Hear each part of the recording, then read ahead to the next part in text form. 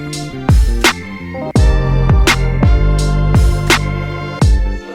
what's good? It's your boy Drew. It's your boy Sway. And this is the Bald Head Dread Show. Y'all already know what it is, man. It's another week up in this thing. Another week, man. What's been going on, man? Man, working, trying to keep these females out, man. Oh, Messing, they trying to, hey. Oh, man. So you already know what it is, man. What about you, bro? About the same, you know what I'm saying? As far as the women, man, you gotta keep that repellent. They're repellent, yeah. But other than that, man, we all good, man. I was late again, people. I do apologize for the, the tardiness, but man, hey, I be all over the place, man. Real talk. Yeah, real well, talk. man, busy people, man, busy people. Yeah, man, there's a lot been going on. Oh man, a whole lot going on, yeah. man. Guess we can go and jump into it. Let's jump into it, man. Couple right topics. off that, man. We just want to say R.I.P. to that boy, Young Dolph, man.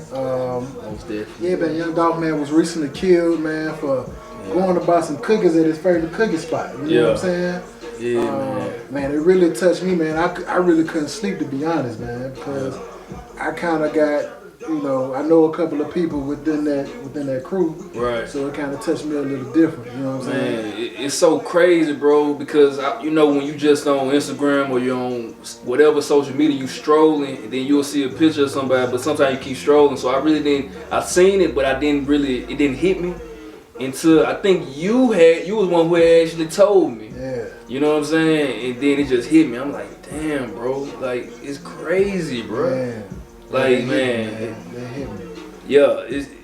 And I always think back to this. I was just telling somebody this earlier. Like, I think it was from like a Boosie interview. He was like, people are hypnotized with hatred.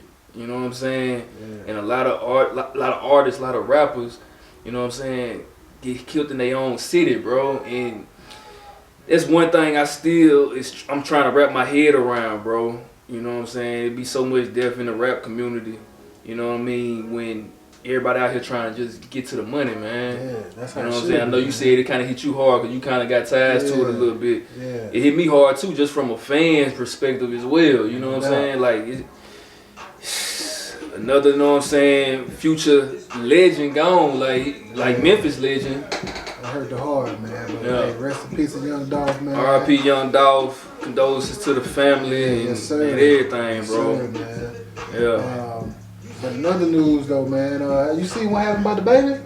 Nah, man. I haven't heard about it. I seen a couple videos, but I was just strolling again, man. What's going on with him? So he got on live. He trying to kick his baby mama, Danny Lee or Danny Lay, however you pronounce it. Yeah. He trying to kick her out of the crib. You know what I'm saying? He got on Instagram Live and she just saying, oh, da. He basically saying, hey, baby, you just a side chick. You gotta get up out of here. Yeah, you had my baby. Nah, now. You my side chick. He didn't say so chick. Yeah. But you know what I'm saying? Hold on, pretty bro. much saying really? That, man. Yeah, man. Nah, man. You gotta go and watch that live, man. The whole live is out there, man. Yeah, we're gonna put a video up. Matter of fact, y'all tune into this real quick. And Shawty's not my girl. Ain't never been my girl. Is my side bitch. It's your what? No, my side bitch. Shawty is a certified side bitch. Fucking embarrassing me like that. Shawty is a certified side bitch. Up. Just trying to act like she ain't. No, let's take it there. Her parents know she's my side bitch. Everybody knows she's a side bitch. But what are your thoughts on that, though? You know what I'm saying? As far as trying to, you inside with a chick and you trying to get her out, but she won't leave. You know what I'm saying? Man, you know what's so crazy? I don't know why you even say this on camera, but man, look, I ain't gonna lie, bro. I had a situation one time, bro, and I was messing with this chick, and it's crazy because this chick, she, you know what I'm saying, she bad, and she was a doctor, but she was like not crazy, but she was like on some stalkerish type shit, like wanting to be, you know what I'm saying, like you mine and I ain't never said I'm yours. Yeah. So I was like, bro, like, you gotta go, man. And she didn't want to get out, so I'm like, I ain't kick her out like you said how the baby did, but I was like nudging, like, come on, man, you gotta go. Yeah. So kind of like, but yeah, man, it's a tricky situation right there. Don't put your hands on women, people, but yeah, man, it's a messed up situation. I knock him out. I don't care nothing about it, man. Hey, get this left hook, man, real quick. Oh man, I thought he was the lover boy. I thought he was the Drake of the podcast, but now he acting like the Ike Turner of the podcast. Now Drake turned Ike Turner over here, bro. What's up? Hey, but yeah, it's crazy, man. Man, what has been going on? In the news lately? Man, Deion Sanders has made a comeback. You know what I'm saying? Yeah. He's made a tremendous comeback, man. A lot of people in the city of Jackson thought he was just faking and shaking, trying to, because rumors had circulated that he was actually going for the head coaching job at TCU. Yeah. So Texas Christian. So, but it came out that he was really in the hospital. He made a full recovery. He's back on the sidelines, as everybody see. You know what I'm saying? And the boys, you know, won the SWAC East. Hopefully they win the championship, win the whole thing, man, and bring that medal back to the Jacktown, man. You know I hope he can do something, man. 'Cause it's been a minute, man. He need something down here, bro. Definitely. But he bringing a whole lot of attention to the whole Jack, man. So shout out to the boy Deion Sanders, man. You know what I'm talking about? Certainly, man. Oh yeah. Now, we have a guest today. You know what I'm saying? So I hope everybody is well prepared for this guest, man. This man here, man, is my personal financial advisor. You know what I'm saying? We met working. I don't even know if I want to say what company we was working for. You know what I'm saying? Because I'm so far gone, making a lot more money. But I'm going to say it. I met him at Comcast, man, and man, he diversified my 401k. Yeah. Ever since he did that, man, the money just been flowing. So Right. I keep him in the loop about all my financial things, man. He put me on good game about mutual funds, stocks, insurance, everything. Yeah. Just all around good guy, man. So without further ado, man, I'd like to introduce y'all to my guy, my main man, entrepreneur, financial advisor, all that good stuff, Chase Jamison. There we go. What's going on with your brother? Man, what's happening? What's happening? What you do, bro? You alright? Yeah, you got it. Yeah. So, man, first off, well, he just introduced you, but you know what I'm saying, tell the people, you know what I'm saying, just a brief synopsis of what you do. Man. First off, man, thank y'all for allowing me to be here, man. Thank you for coming, bro. Appreciate the hospitality. But man, credit repair, man. People out here trying to get the new cars, new house. Just want to have good credit in general, man. Get the better rates, better interest rates. So I'm on that, man. I want my people to have good credit. And of course, on the investment tip, man, just, hey, if you got a 401k, if it's an annuity, man, if it's a mutual fund, college savings, I'm about the investments, the retirement planning, man, I'm about all that. And insurance, man, so making sure that, you can pass down generational wealth, man. Some people that have got this thing mastered, man, it's something that we need to copy. It's not the way to pass down generational wealth. Is a way, and a very, very good way, man. So I'm on the income protection, auto and home, and business insurance, man. So just trying to be a one-stop shop for my people. Yeah. All right. So with that said, man, you said the credit repair. So with the credit repair, what actually do you do for people as far as the credit repair? Man, for the most part, well, first off, disclaimer: all this information, is public information. There's nothing I'm giving out new or any particular trick to it, man. No secret way to do it. You just have to know, kind of the direction to go when you get the responses back. But it's just disputing, on your behalf. Just like I was telling my brother to my right. You can do this stuff yourself. Just like you can wash your car yourself, you can, cut the grass yourself, man. But you hire people to change your oil stuff. You hire people, and that's my job, man. Just to handle the dispute process, write the letters for you, and look at the inaccurate information. So we're doing line items, line by line, going in, identifying the issues on the report, man, and we're writing those letters, man, to challenge that inaccurate information. So my job is just to challenge the inaccurate information. I can't delete anything. That's not my job. But I can write the letters and go back and forth with the bureaus, on their behalf. That's so interesting, man.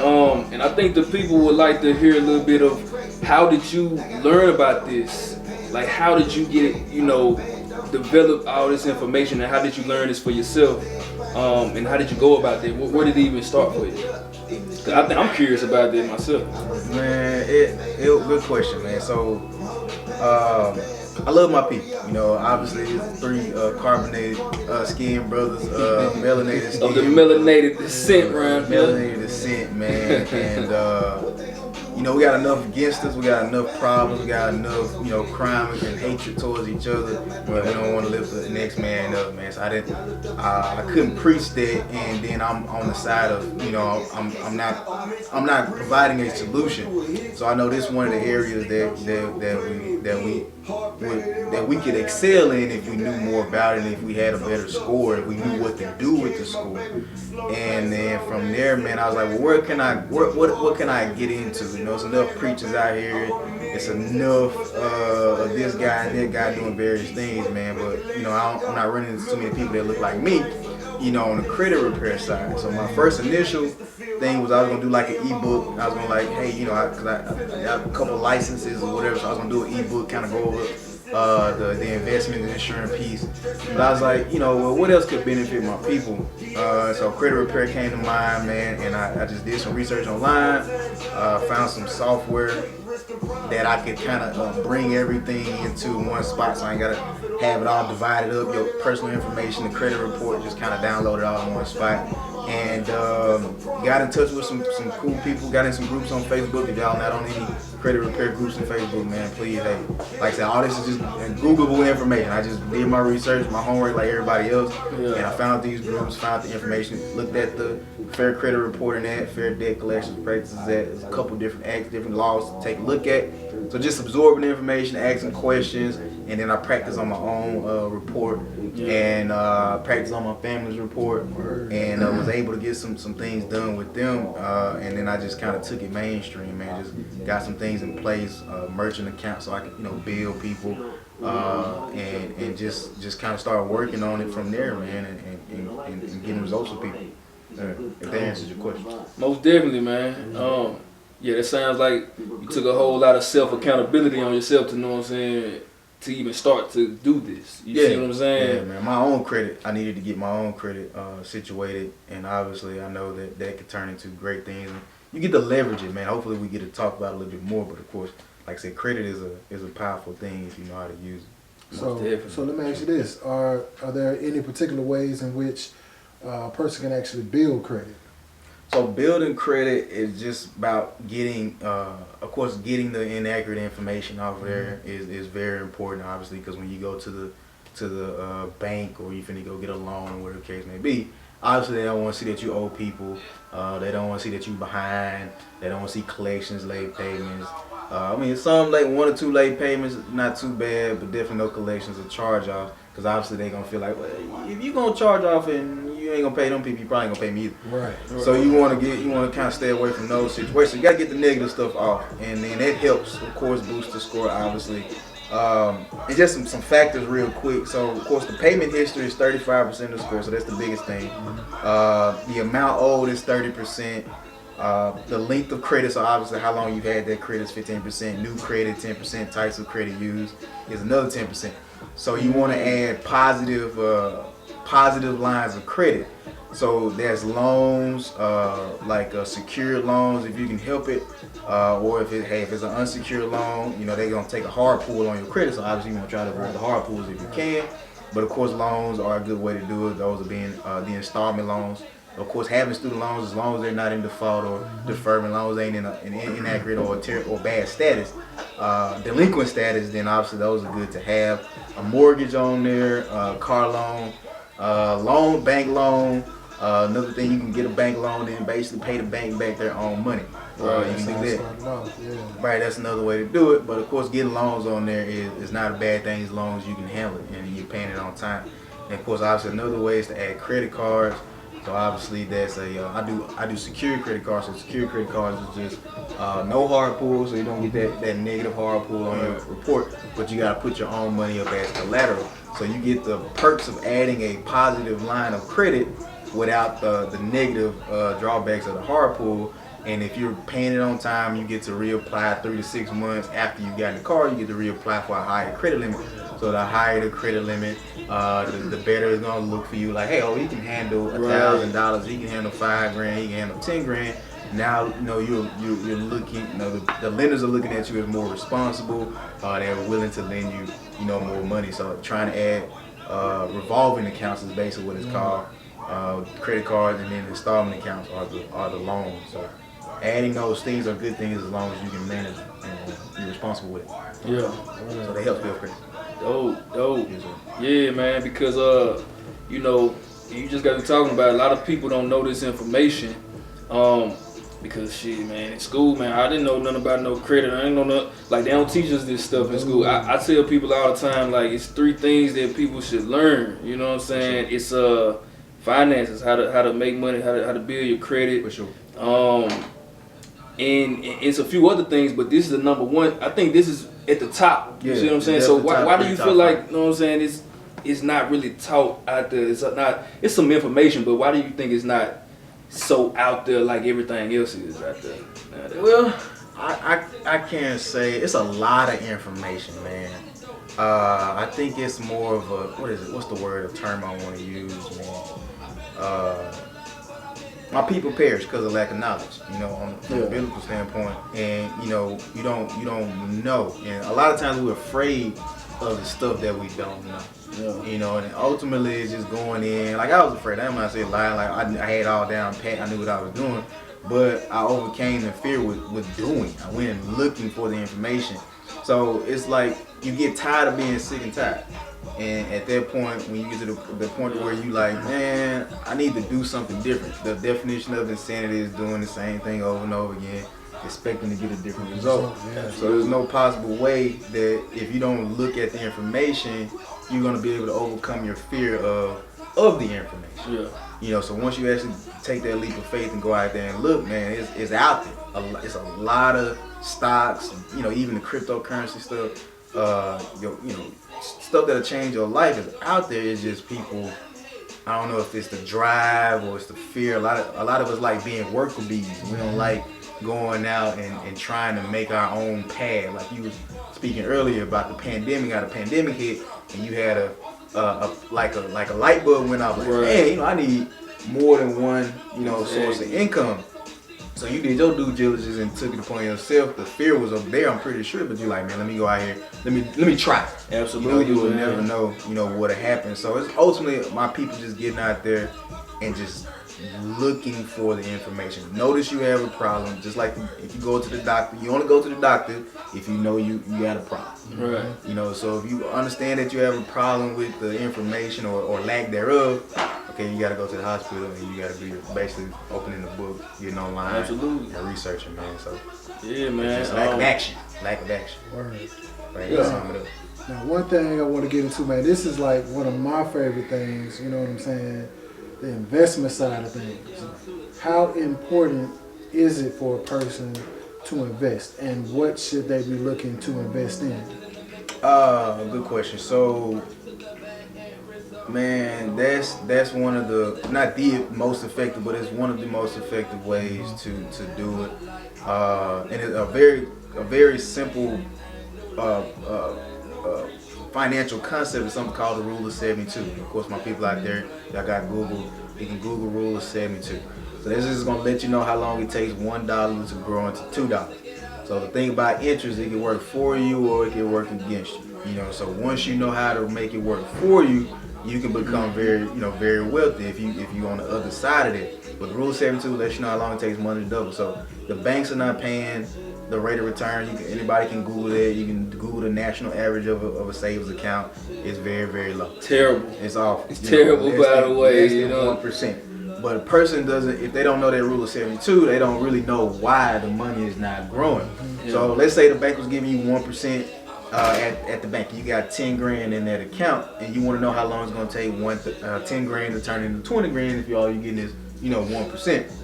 So you take that 1% and you divide it into 72. Well, divides into 72 times.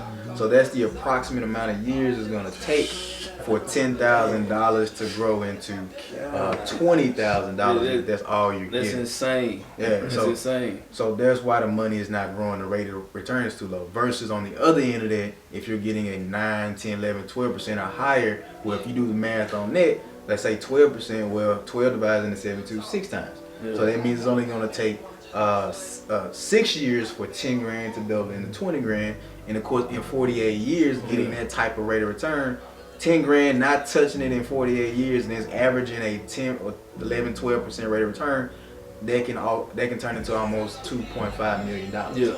Versus on the other end of it, you only came out with $20,000 if you had a 1% rate of return. So that's the foundation. You gotta understand why the money is not growing. Yeah. And then from there, okay, well, how do I get the higher rate of return? Well, you do what the banks are doing. Your money's not sitting on a shelf just collecting dust. They're investing that money, and of course, obviously, they're loaning it back out. Right. So of course, the interest is working for them because they're gonna loan it back out to us at a 19% higher rate of, higher interest rate. So of course, they making money hand over fist. And then they're going to invest the money in the stocks, the Amazons of the world, the Facebooks of the world.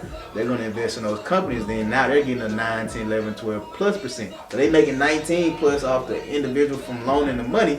Then they're making another 10, 11, 12 plus % in the stock market. So they're making it killer. So the second part to my question, what should people be investing in? I know me and you, we talk about this a lot.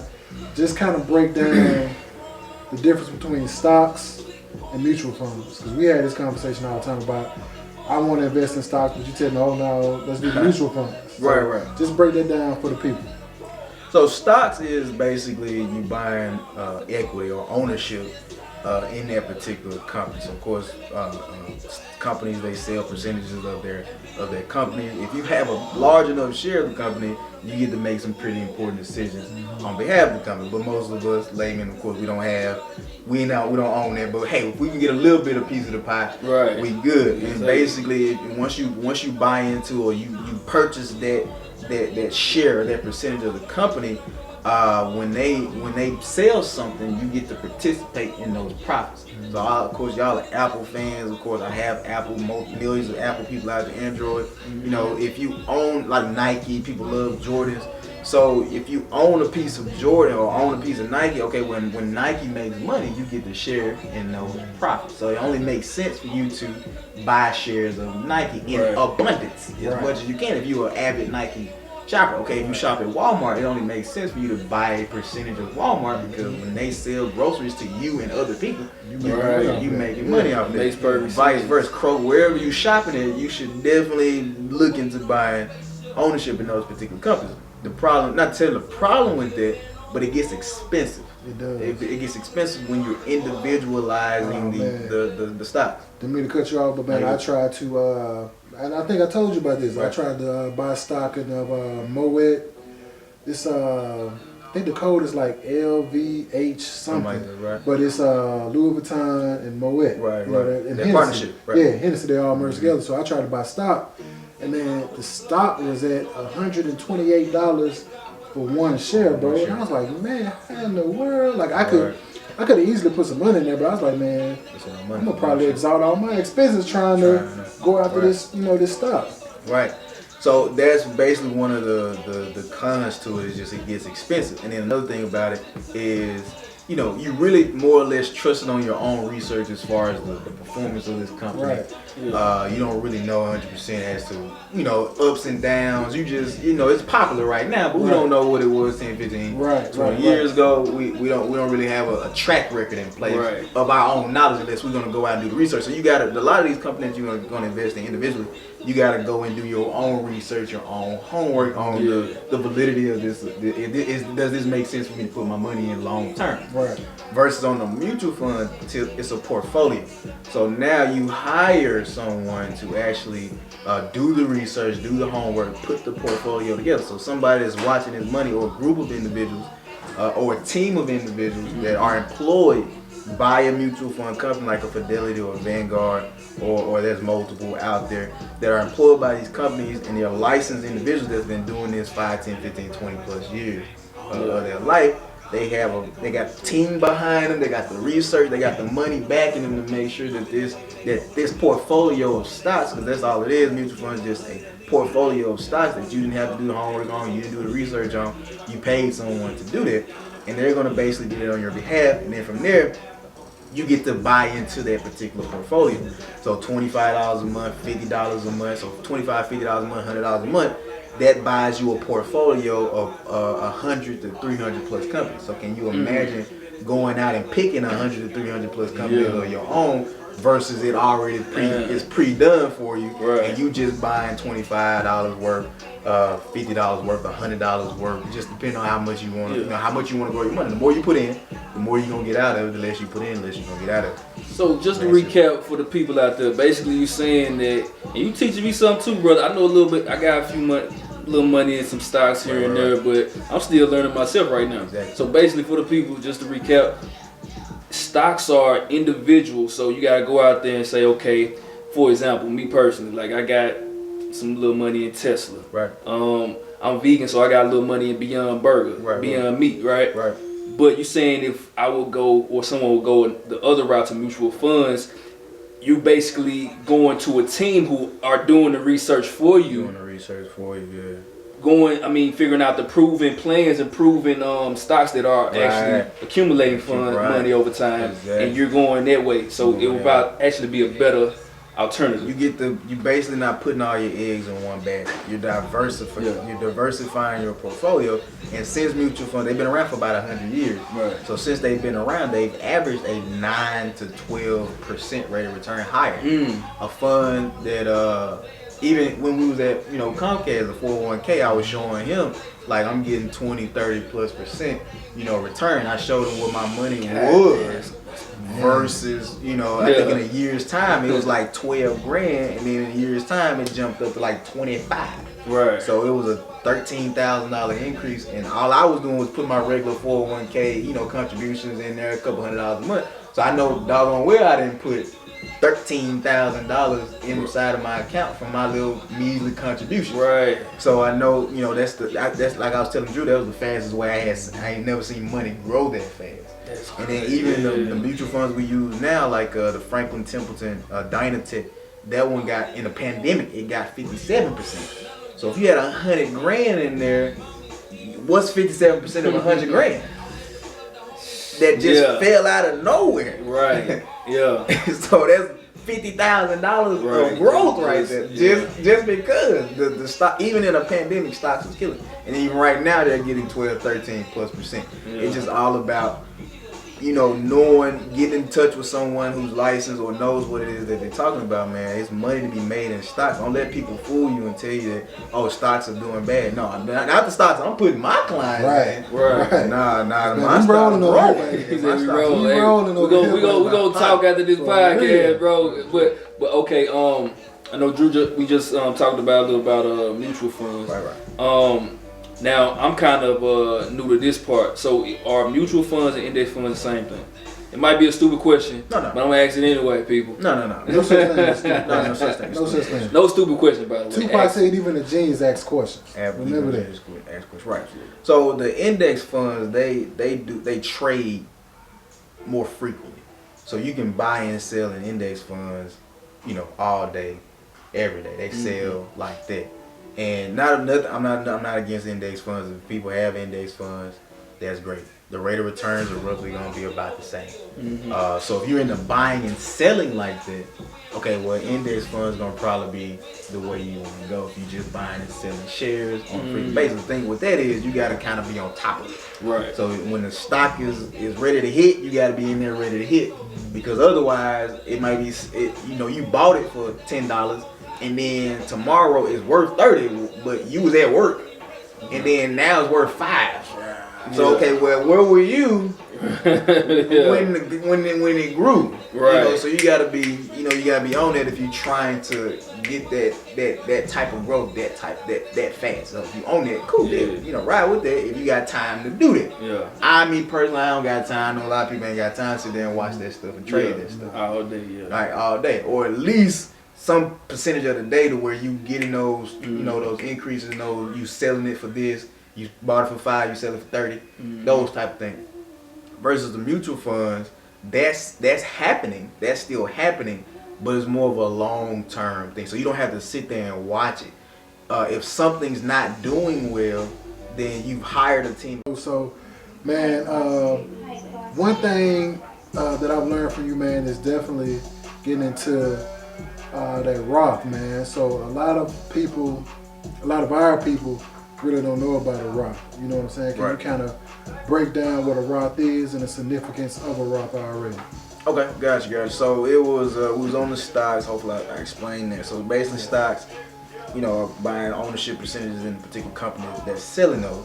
And of course mutual funds is what you put, it's a collection of those. In one spot versus purchasing them individually, you get to buy all of them at one time and it's not that much money to do so. Like I said, you can get started for as low as $25 a month. You get a world-class mutual fund. $50 a month, like I said, the more you put in, the more you're gonna get out of it. As far as the Roth is concerned, that's just the name of a vehicle. So you give it a certain name, it's gonna have certain benefits. So of course the Roth part of it is just of course the name that was given to it in Congress by his last name, the senator, his last name was Roth. So he basically helped legislate this particular retirement or investment vehicle. So the Roth IRA is a tax-free retirement vehicle. So if you have $100,000 in it, I just seen on an article not too long ago, a guy had $1 billion inside. So that's $1 billion of tax-free money. They don't have to pay Uncle Sam. So the money had already been taxed. So he's putting money that's already been taxed in there, so they're not going to tax it again. Twice. Tax it twice. So basically, you stocks. And then you instead of buying them individually, you group them together in the mutual fund. It's a mutually funded account, so there's other people that's buying into this as well to buy this portfolio and spread this money out. And then you stick that mutual fund inside of a tax-free vehicle such as a Roth IRA, so you don't have to pay Uncle Sam any taxes. So as long as you retire, it's a retirement account. It's an individual retirement account is what the IRA part stands for.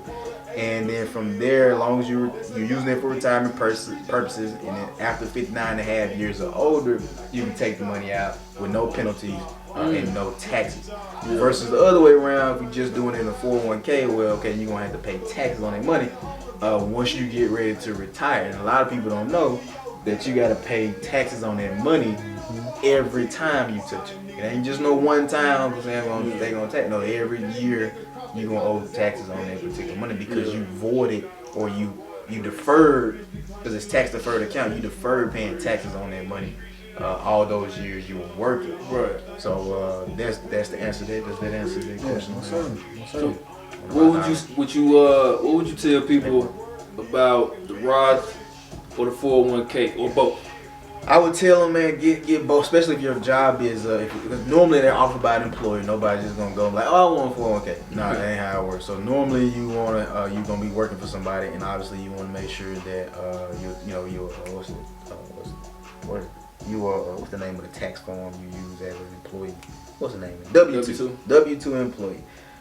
So you're gonna do the Roth, the 401k, and as long as the company is matching, so if they're putting in 3%, you wanna make sure you put in 3%. You don't want to put in more than that. The 401k, you want to make sure, because normally the company's just gonna throw you in something that's probably on the mid to conservative route, so it ain't getting a very high rate of return. So especially if you're young and you just started, the only way to grow that, you gotta go aggressive, because you starting with a small amount and trying to grow it into a field of corn at that point in time. So you gotta basically start high. You gotta, scared money don't make no money, but you gotta go high on the aggressive side. So of course, mostly getting into stocks, not the bonds. The bonds are more conservative. So you want to get with somebody to help you diversify that thing to make sure you're getting the highest rate of return possible, and that that the company is matching. If they match at 3, 6, 5, whatever the amount is, you don't want to put more than what they are matching. So you want to have that with the employer, and then outside of the job, you want to have the Roth IRA because it's tax free. Okay. It's tax free, so you're growing money on both ends. So when you do get taxed on your 401k, well, you got a buffer in a Roth IRA to where, I got taxed, but I got tax-free money over here. So now you got the best of both worlds at that point in time. So I would highly recommend getting both. So let's just say I lose my job, quit or get fired. I have a 401k just sitting there. Right. What should I do with that money that's sitting right there? So if you hadn't, especially if you hadn't diversified it for the most part, you definitely want to roll that money over into a traditional IRA. So a 401k and a traditional IRA, they're practically the same accounts. Just one is with an employer and one is when you leave the employer, you're no longer employed. So they're both tax deferred, but you don't want to leave the money, there, because now you're not putting any money in it. And then of course you gotta understand that this money, you're paying people to manage this money. So where you think the money is coming from? It's coming from your money. They're participating in the profits of your money. So you gotta make sure that, okay, well, if I'm gonna leave it there, now I'm getting killed on fees at that point. I'm not contributing to it anymore. I didn't diversify it, so it's probably not growing, it's just sitting there. So we're gonna take that money, we're gonna roll it over. Now you got more access and control to it, because you can log in 25 hours a day, 7 days a week. You can go on there. Of course, I will be the advisor, so you obviously need to contact me, call me anytime, text me anytime. We can talk about it, and we can make sure that we're gonna put you in something that's gonna grow money. Because if your money does good, that's good for me as well. Right. So I'm not gonna put you in that trash, because then I'm gonna shoot myself in the foot. Right. So yeah, you want to make sure you roll that money. Don't leave it. If y'all got any extra money out there laying around at an old 401k, definitely want to roll. It ain't gotta be with me, but you definitely want to get in touch with somebody. Roll that money over to a traditional IRA, even if it can be within the same company if you want to. If it's a Fidelity 401k, you can roll it over to a traditional with Fidelity. It just depends on the situation, but I highly recommend rolling it over for sure. Man, it's so crazy because Take it with I you. used to, a couple years ago, I was working at, I ain't gonna say the name, I go say it, Whole Foods. I had a 401k, and I left the job. And I spent the hell out that money, bro. Oh yeah, I cashed out that, bro. Look, if I would have known this, if I would have known this now, Right. that I known what you just said back then, I would have known saying rolled it over to. But yeah, I spent that bread, bro. I balled out that day. You gonna get the 10% tax penalty plus Don't do what I whatever did, your people. tax bracket. Definitely do what he did. Don't do what I did, Do man. what I did. I know a whole Do lot what I more. did. Back Call my then, guy I Chase spent that. and roll that thing over, paper, brother. bro. Man. Roll it on over. But yeah, you just mentioned Fidelity. Fidelity. I got a Fidelity account, and I was thinking about putting some into a Roth. Shout out to Fidelity, man. Yeah. But you said that American Funds, Franklin Templeton, we use a couple. Yeah. So for a person who want to do would you recommend them starting with a regular IRA or Roth IRA? I know the Roth IRA you said is retirement. Yeah, retirement. 401k retirement, all of them retirement. Yeah. If somebody wants to do something that and I talked to Drew. Drew still have yet to set this account up. But so I'm gonna set it up, people. I'm gonna set it up. Right. So y'all hold him. It's on camera now. He gotta go. I gotta do it now, man. I gotta do it, man. We're gonna ask him about the next podcast. Those are retirement accounts, but if you want to grow money and be able to go in and touch it when you want to without the penalty, you still gonna get taxed on. Uncle Sam gonna get his taxes. Yeah. But you can set up something called a non-qualified account. So the reason it's called non-qualified account is because it doesn't get the tax benefits that the retirement accounts get versus the deferred or the tax-free. So I like to call it a bank account or a savings account on steroids. So you can put the exact same stocks, the exact same mutual funds inside of non-qualified. But when you get ready to take the money out, you're only gonna get taxed on 15 to 20% of the amount you took out. So if it's $500 that you took out, okay, you don't have to pay 15 to 20% of $500. You're gonna get a check for $500. Yeah. But they're gonna take the taxes out of the balance. So you're saying that's a savings account on steroids? Savings account on steroids. So man. what about getting some CDs or some money market accounts? Should I do the money market accounts, CDs, or the non-qualifying account that you're talking about? So if you're trying to grow money, then you want to go non-qualified stocks.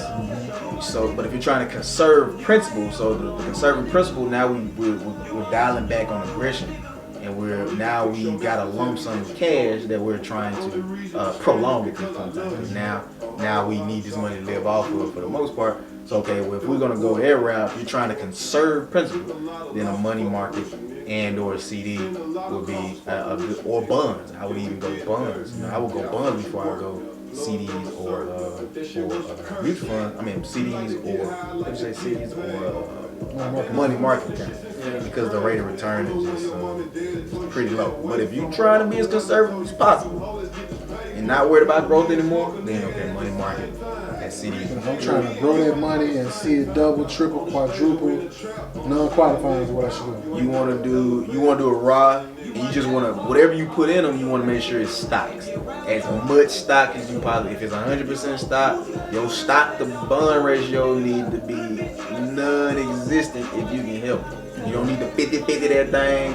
You don't need the 60-40 that thing, 99% or higher if you're trying to grow it from a seed. Right. And that's the only way to do it. On a fast track. Man, it's so many questions that I can think of on this topic, but I know I wanna ask you about this too, because I think this is one of the new kids on the block, the crypto, right? Right. First off, before we get into the crypto, how much of a difference is cryptocurrency from traditional stocks and things like that you can invest into? Because a lot of people investing into crypto, they getting rich as hell. And then some people investing in it and they get scammed by people talking about cash out me $500 to put in some crypto. And then I'm like, bro, Bitcoin don't grow like that, bro. Like, but anyway, what would you say is the first off, what's the difference between those two? Because some people out there don't even know what crypto is. A lot of people don't know how to get started with stocks and all that. So what's the difference between those two? So right before I get to that, I want to mention that if anybody got kids out there that's looking to put the kids in college, there's something called a 529 college plan. It's a tax-free way to grow your kids' college account. You know, as long as you use that money for qualified expense, room, board, books, tuition, you know, you can invest in their college education and get the same type of growth that I talked about earlier, the Roth IRA and stuff like that. So make sure y'all take a look at the 529, do your research. 529. 529 college plan. For them babies, man. Look out for them babies. Make sure y'all go check that out. I ain't know that, but I ain't know about that too. So I'm glad you said that. And to answer your question, so the crypto side, I'm not gonna knock crypto because I mean you'd be crazy to knock it. I mean the numbers speak for them. The numbers don't lie. They speak for themselves as far as the growth, the potential. I mean that's the direction in my mind. You know what I mean? All of us probably conceded that's a viable form of currency at this present moment in time. I think it's like $50,000 a coin plus. So obviously, take advantage of it. Explaining it to as far as what it is, I don't think a lot of people really know exactly what it is because it's not tangible. Yeah, right. It's some algorithms. It's some math involved. A lot of it. You gotta have some computer power to even mine it and actually find it and get it. So as far as what it is, it's a digital currency, and it didn't show up by mistake. It's not by accident. This is all by design. This is the direction that is going in. So from that standpoint, if you can't invest, Robinhood does it, Coinbase does it. You want to go to the reputable sites to get involved in it. Robinhood, of course, for the most part, I think they got into some trouble before, but I mean, what company hadn't gotten into trouble? Walmart. Exactly. The list goes on. Comcast. Hell, I mean, your company ain't getting sued, bro. You know, you ain't doing something right. No shade, man. No shade. Just the truth. So, if there ain't some suspicious stuff going on, you ain't doing it right. But just all jokes aside. So, but yeah, you want to do it if you're gonna mess with it. Robinhood is a good place to go. Coinbase, I would highly recommend Coinbase. But you want to do your research on where you're gonna buy it from. If you can afford to buy it, little pieces of it. I'm not here to knock it. I'm not here to say don't do it. If you got the cash to do it, do it. Don't if you're skeptical about it, don't just go throw hordes of cash at it.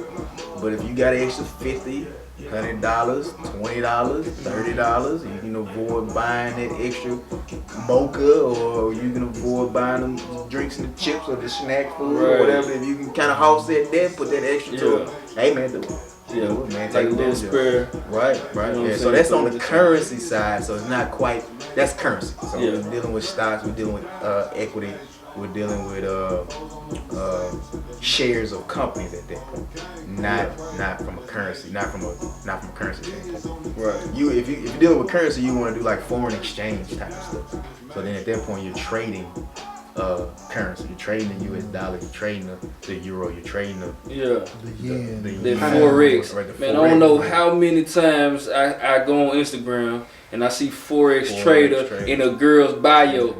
Stop putting in your bio, girl. Yeah. Like I like it's nothing but female Forex traders out there, man. Like it's crazy. It works, man. There's people out there that know. Hey, he said it works, so I'ma believe him, bro. It works. I'm be skeptical about some of them chicks, man. Learn it for yourself. You know, Yeah, they be all go over out, DMs, you man. read it, you read more about it, you learn it, learn the tricks of the trade, learn the ins and outs of it. Get comfortable with it first, and as long as you're comfortable with it, and you're willing to make that investment in time and money, then I'm not here to knock nobody else. Yeah. So It's legal. So definitely. one thing I It's want to allowed. touch on before we get out of here, because I was late, people. Once again, I was late. I apologize, and I don't want to hold everybody. But I do want to touch on life insurance. How important is it for a person to actually have life insurance? Well, we can go back in history, man, and if my history serves me right, and of course you all can fact check me, but you know, there was a period in our history where we were working on plantations. My melanated brothers and sisters, they had insurance on them. You know, of course, obviously we know who they are.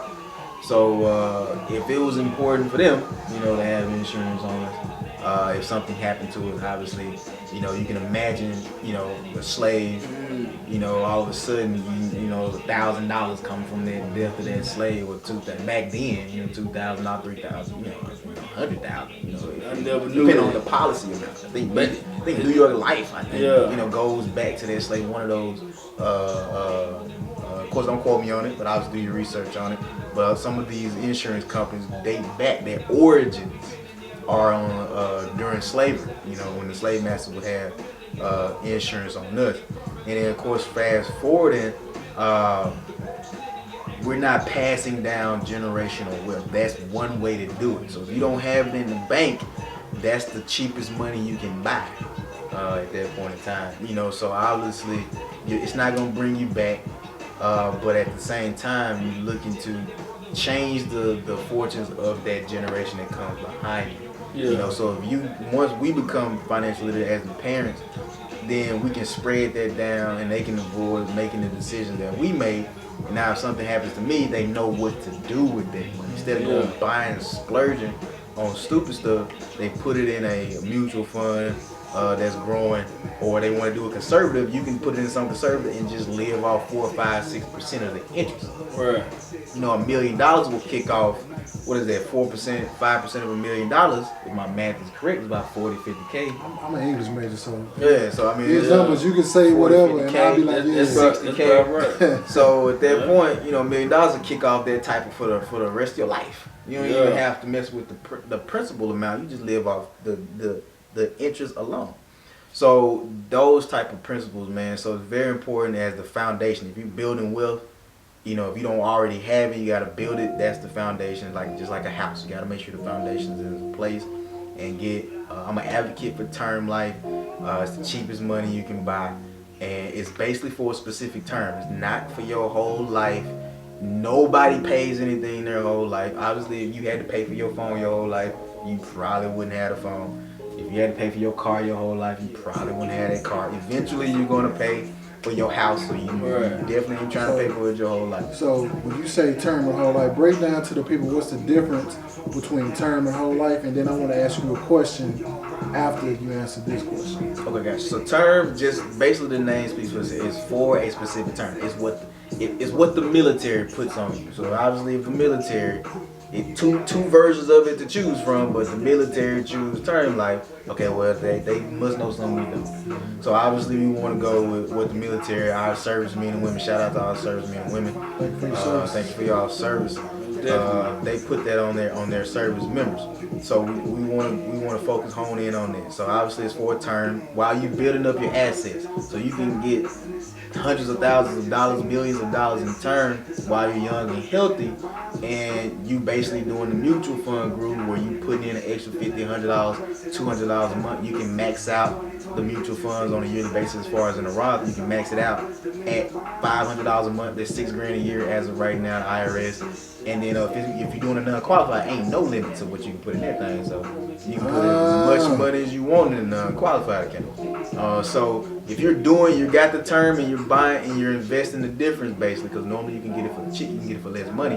Then by the time you get to 20 years later, 30 years later, you shouldn't have the same amount of debt that you had 20, 30 years ago. And now you should have enough money. My job is to make you financially independent, to where now you have enough money in the bank to put yourself in the ground and then leave your family what you basically have grown as far as your nest egg is concerned. So it's asset protection is what it's mainly for. Because you working, your kids are young, something happens to you in the middle of that situation. Okay, well I didn't get a chance to save up $450,000 to pass down y'all, but I was paying $50, $60, $70, $80 a month, $100 a month for $450,000 in coverage. So I was paying on it for 10 years before I died. I definitely didn't give the insurance company $450,000 in. So you're gonna be in a positive at that point still. Pass that money down. Now boom, the family can continue their way of life without you at that point. It's so crazy because you look and you see a lot of people who don't have life insurance. You know what I'm saying? I briefly worked for a life insurance company.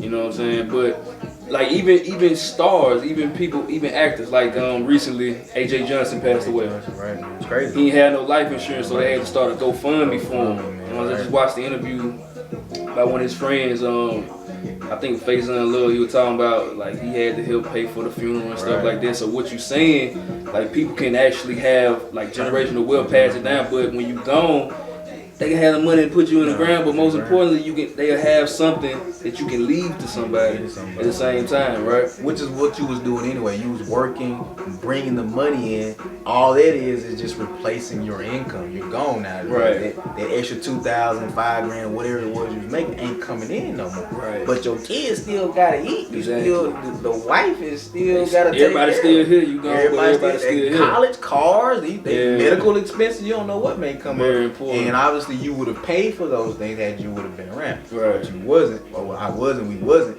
Okay, cool. You know, hey, I left this token of my love. Let me leave that behind. So that's on the term group. It's the least expensive money you can buy. On the whole life group, it's generally the more expensive way to go. And a lot of people don't know, there's two clauses in the whole life policy. It's your family will get the lesser of the two or the greater of the two. So if you have a $100,000 policy, and the way the whole life works is you're paying for two things. You're paying for life insurance and you're paying for an investment or a savings account. Mm-hmm. So, but a lot of times people only get option A, where the family is going to get the greater of the two. So you'd have to ask yourself, okay, well, if I'm paying for two things, I'm going to only get one. So when you die, your family is gonna get the $100,000 that they was paying for. But if it's 30, 40 grand inside of the whole life policy savings account, okay, the insurance company get the 30, 40, 50 grand that's inside of your policy. Yeah. But you charge me for two things. Right. So you charging me, that makes no sense. Right. Why would I pay for something that I'm not gonna get? Who in their right mind? But they're not explaining that to the people on the front end of it. The commissions are great now, don't get me wrong. But that's a whole element. You're like, oh, you mean tell me I'm gonna give y'all, I'm gonna just hand y'all 20? I've been paying y'all, $100, $50 a month for this. So now you got the $50 a month. Yeah. I've been paying for 10, 15, 20 years. Then I'm finna give you extra 10, 15, 20 grand just because? Yeah. Nah, it we don't work like that. We're not getting it. And of course the other option is obviously if you have option B, then your family will get both. but it's generally the more expensive option. So a whole lot. That's just one pro and con to it. The other one is that, of course, if you got to pay your own money back. So let's say you borrow the money out, you can do that. You can borrow your own money outside of the account, but it's outside of the savings, but it's your money. So it doesn't make any sense for me to borrow my own money, and it definitely don't make sense for me to borrow my own money and I gotta pay it back with interest. It's crazy. You know, so if I went to the bank, gave the bank $100, and then I came back and was like, hey, I want my $100 back. Well, okay, well you gotta pay us interest to get your $100 back. You know, that doesn't make any sense. So you gotta give us $200 to get, or $300 to get your $100 back, if I'm making sense. If I'm making sense. So that's the thing right now. I don't want to pay my money back with no interest. You know, I don't want to have to pay y'all money, my own money back with interest. And then of course, if you take all the money out of it, then you lose insurance. So the whole purpose of it is the quote unquote whole life is, okay, well if I take all my savings out of it, I don't have no coverage at that point. Versus if you would have paid less in coverage and took that money and put it inside of a mutual fund or a Roth or a mutual fund in general, then you would have had more money inside of the savings that your family can access when you die. You put beneficiaries on it. Now they get the life insurance and they get the investments. They get both of them. So just some little things like that. If it's explained to people that, okay, well, it's going to be your whole life, except these are the things that's going to occur. So basically, starting the account off, making sure you have the 6 to 12 months, 36 months worth of savings in the account for hardships, in case you lose your job, and of course to stay afloat. Make sure you have life insurance in place, savings, and then you want to go to the non-qualified for your short to mid-term investment goals, so you can grow money real fast. And you're gonna find out very quickly that the money is doing very, very well in that account, and you may start making some transitions between the savings and the qualified, putting a little extra inside of that. And then of course you want to do the 401k. Make sure your job is matching. If they ain't matching, don't do it. It makes no sense to do it if they ain't matching. And so you want to do a Roth IRA. So regardless if they matching or not, you still want to do the Roth IRA to make sure you're saving tax free, and making sure you're aggressive. And then of course you dial the old. You know, once you get ready to get to retirement, close you get ready to get to that point, then you start dialing back at that point to conserve principal. And of course, if you got kids, make sure you got the 529 college plan in place to making sure that they don't have to go through that cycle of debt as far as those student loans is concerned. So, because my mom, well, now that I got one for my little man, but my mom and my dad would have knew about these things, I probably wouldn't be having to deal with, like most of us having to deal with student loans. So that's what, if that answers your question. Most definitely. I think that's going to help a whole lot of people out there. Oh yeah, work on your credit too. If you fit that in, Definitely. That instant gratification. Get that car, nice car you like in the interim. Get the interest rate low. That way you can afford those payments. And if you can buy cash, buy cash too.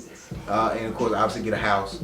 Make sure you get your dream house and that you can afford it. And of course, but the credit is going to help you get there too. I was trying to plug when you said buy cash. I was buy trying to plug. cash, right? I was trying to plug Rock and Roll Auto. Right. Come holler at your boy, man. Rock and Roll Auto, man. We're trying to get a cash car. Roll Auto. Get the cash car. Check him out. I'll let Drew for sure, man. Yeah, man. For sure, bro. I thought you had another question. I know you said you wanted to ask me something right after I went over the term. Real talk, it's so many questions I want to ask, but just for the sake of time, Right. you know what I'm saying? Like, I know I got y'all boys out here super late, man. And again, I do apologize for my tardiness. But, man, like I said, it's a lot of questions I want to ask. There's a lot of stuff we didn't cover that I think people really need to know about. But we may have to do like a part two. Do a part two of this. You know what I'm saying? I'll put that in the comments if y'all want to see a part two about wealth building, things of that nature, man. We definitely want to get it to our people, man. Sure. Also, we'll have his info in the description where you can find him. Oh yeah, go ahead and plug your social and your website real quick so people can find him. Yeah, so it's GFC LLC. Basically, take a look at that. We'll put it in the bio. We'll just put it in the bio. We'll put the social in the bio. Social security number too. We'll put the social. No, and of course you can find me on as far as my credentials on the investment tip. Now as far as the credit repair, that's more of a partnership that I have. I know a lot of information about it, but it's more of a partnership that I have a team of individuals that I partner with, and I more or less outsource the credit repair. Because of course with the licenses I got but that's a different situation. But if we go to brokercheck.com, brokercheck.com. My name is Chase Jamison. That's ChaceJamison. You can type me in. You can see my credentials, see my licenses, see how long I've been licensed as far as on the investment advisor group, broker dealer group.